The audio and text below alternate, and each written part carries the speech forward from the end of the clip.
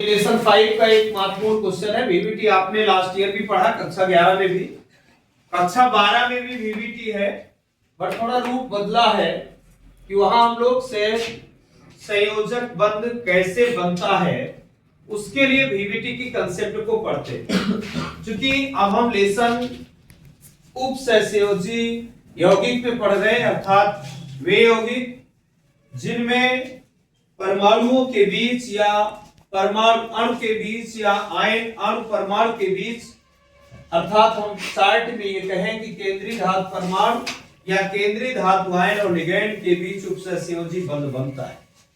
अर्थात उपसहसंयोजी बंध के निर्माण के लिए ये पॉलिंग नामक वैज्ञानिक ने 1931 में दिया, और इसका पूरा नाम जैसा कि लिखा है बैलेंस बॉन्ड थ्योरी, संयोजकता बंध सिद्धांत।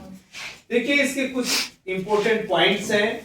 ये सिद्धांत ये बताता है कि लिगैंड और केंद्रीय धातु परमाणु के बीच किस तरह से कोऑर्डिनेशन बॉन्ड निर्मित होगा, कैसे बनेगा, कौन से उसके लिए रूल्स हैं, फिर उसके बाद अणु की स्ट्रक्चर कैसे होगी, जो कॉम्प्लेक्स कंपाउंड बन रहा है या कोऑर्डिनेशन कंपाउंड बन रहा है उसकी स्ट्रक्चर कैसी होगी। इन सभी बातों की जानकारी हम इस वीवीटी कंसेप्ट या थ्योरी के माध्यम से प्राप्त करेंगे। इसका पहला पॉइंट बहुत सरल पॉइंट इसलिए है क्योंकि हम पहले ही समझ रहे हैं कि कोऑर्डिनेशन बॉन्ड बनाने की प्रोसेस को एक्सप्लेन करेगा ये कंसेप्ट। तो कोऑर्डिनेशन बॉन्ड कब बनता है?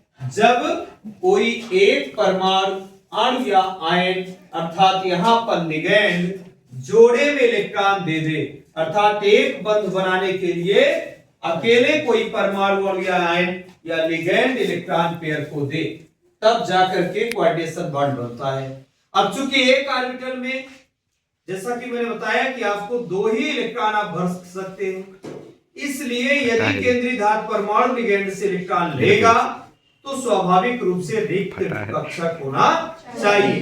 तो पहला पॉइंट आपको ऐसे सामान्य तरीके से याद हो जाता है, यहां पर ये लिखा है रिक्त ऑर्बिटल होना चाहिए।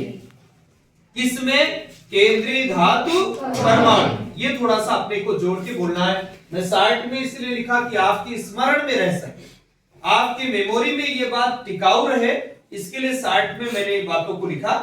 होना किसमें चाहिए? केंद्रीय धातु परमाणु में होना चाहिए। दूसरी बात, अब यदि रिक्त कक्षक है तो फिर उसके बाद संकरण की क्रिया होगी। संकरण की क्रिया के द्वारा जो ऑर्बिटल्स बनते हैं उन्हें हम नए संकरित कक्षक के नाम से जानते हैं, और जिनकी ऊर्जा लगभग क्या होती है? समान होती है। तो लगभग समान ऊर्जा वाले कक्षक बनेंगे और उनका नाम होगा क्या? नए संकरित कक्षक, यानी संकरित कक्षक। ये आपके सामने दूसरा पॉइंट। तीसरा पॉइंट है, चूंकि संकरण की क्रिया के बाद अब अगला स्टेप आता है ओवरलैपिंग का, जहां से बॉन्ड का निर्माण होगा, कोऑर्डिनेशन बॉन्ड फॉर्मेट होगा।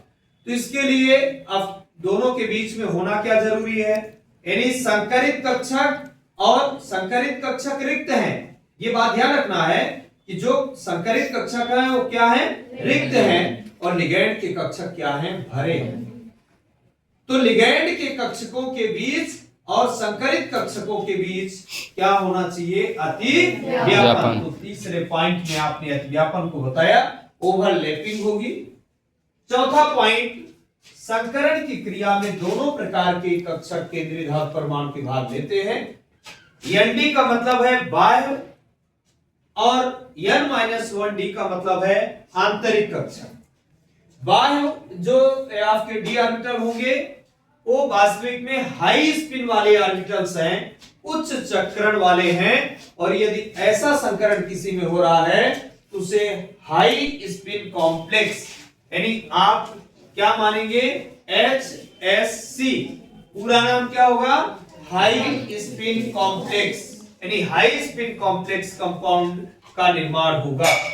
यदि किसी में N-1d ऑर्बिटल्स पार्टिसिपेट हो रहे हैं तो उसे आप कहेंगे लो स्पिन कॉम्प्लेक्स, यानी LSC, लो स्पिन कॉम्प्लेक्स कंपाउंड का निर्माण होगा। ये आपका पॉइंट कौन सा रहा? चौथा। ये चौथा पॉइंट भी आपका कंप्लीट हो गया।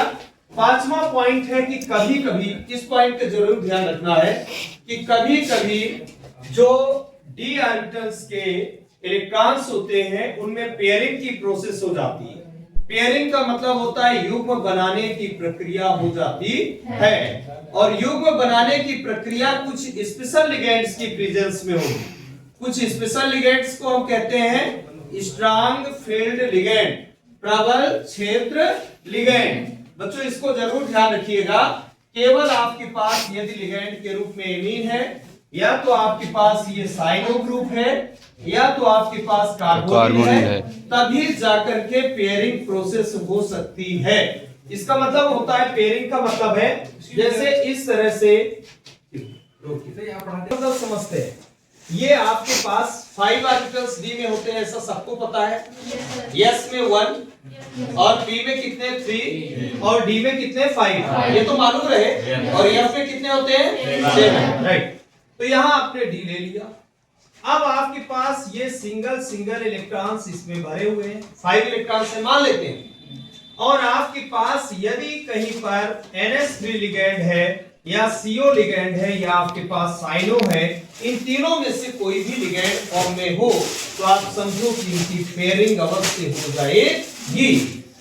इनमें पेयरिंग की प्रोसेस होगी, तो ये यहां से हटा देंगे, यहां से हटाएंगे और ये ला करके, और जबकि यहां जो हुंड का अधिकतम बहुलता का नियम है उसका उल्लंघन हो जाता है, फिर भी इनकी उपस्थिति के कारण उल्लंघन NH3 CO और Cl। बातें याद रहे आपको, यही केवल यदि मान लीजिए आपके पास लिगेंड फॉर्म में Cl है तो पेयरिंग प्रोसेस नहीं होगा। यदि इसके प्लेस पर आपने NO2 ले लिया तो भी पेयरिंग प्रोसेस नहीं होगी। यदि आपने एक्वा को लिया, यानी H2O को आप लिगेंड फॉर्म में बोलते हैं एक्वा, यदि ये भी लिगेंड फॉर्म में है तो पेयरिंग प्रोसेस नहीं हो सकती। पेयरिंग प्रोसेस कब पॉसिबल है? जब ये स्ट्रांग फील्ड लिगेंड होंगे, इन्हें प्रबल क्षेत्र लिगेंड कहते हैं। अब प्रबल क्षेत्र लिगेंड और दुर्बल क्षेत्र लिगेंड आप पढ़ेंगे किसमें? CFT। जो CFT है वो क्रिस्टल फील्ड थ्योरी है, वो अगले उसमें आप पढ़ेंगे, इसके बाद ही है, यानी जैसे ही BBT कंप्लीट होगा तो CFT में पहुंचेंगे। तो कुल मिलाकर ये बात आपको बिल्कुल माइंड में एकदम बिठा लेना है, क्योंकि यदि आप किसी भी कॉम्प्लेक्स कंपाउंड की शेप बनाएंगे अकॉर्डिंग टू BBT, तो फिर उस समय आपको ये चीजें आना चाहिए। और यदि ये नहीं आ रही हैं, आपको ये 3 लिगेंड याद ही हो कि NH3 CO और Cl रहेगा तभी पेयरिंग होगी, नहीं तो फिर उसका पूरा वो बदल जाएगा, है ना। तो ये आपके नॉलेज में बात रहे। दूसरी बात क्या है कि यहां मैंने स्टार लगा कि इसीलिए इसको लिख दिया। फिर एक पॉइंट बहुत महत्वपूर्ण है, जिन संकुलों में आयनिक इलेक्ट्रॉन पाए जाते हैं वो बिंदी गुण प्रदर्शित करते हैं, तो अनुचुंबकीय गुण प्रदर्शित करते हैं। अब जैसे वो दे दिया, एक कॉम्प्लेक्स कंपाउंड दिया, उसने कहा यौगिक अनुचुंबकीय है या प्रतिचुंबकीय है, तो फिर मुझे नॉलेज होना चाहिए कि अनुचुंबकीय कब होगा? जब उसमें अनपेयर्ड इलेक्ट्रॉन्स होंगे, और प्रतिचुंबकीय कब होगा? जब उसमें पेयर्ड इलेक्ट्रॉन्स होंगे। ये कॉमन नॉलेज की बात आपके माइंड में रहना आवश्यक है। यदि पूरे पेयर्ड हैं, मतलब ये पेयर्ड का अर्थ होता है बच्चों इस तरह से, यदि पूरे पेयर्ड पोजीशन पर इस तरह हैं, तो आप समझ लीजिए कि वो होगा क्या? प्रतिचुंबकीय। और यदि उसमें अनपेयर्ड इलेक्ट्रॉन्स होंगे तो होगा अनुचुंबकीय। तो ये आपके BBT के पॉइंट्स थे, बहुत सरल पॉइंट्स हैं।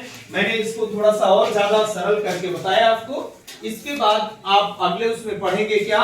आप BBT के according coordination number 4, coordination number 6 वाले कॉम्प्लेक्स कंपाउंड और कोऑर्डिनेशन कंपाउंड्स की कैसे स्ट्रक्चर बनाएं, ये बहुत आवश्यक बात है और बहुत सरल है। मतलब ये ऐसा टॉपिक है जिसको आप बिना कुछ खर्च किए, यानी बिना कुछ खर्च किए मतलब समय, ना तो बहुत पेन खर्च होगा, ना बहुत दिमाग खर्च होगी, और पेपर में अवश्य आएगा, तो बहुत सरलतम तरीके से आप उसे स्ट्रक्चर को ड्रा कर पाएंगे। पहले आपको ये पॉइंट्स थोड़ा सा एक बार स्मरण में रखने की आवश्यकता है।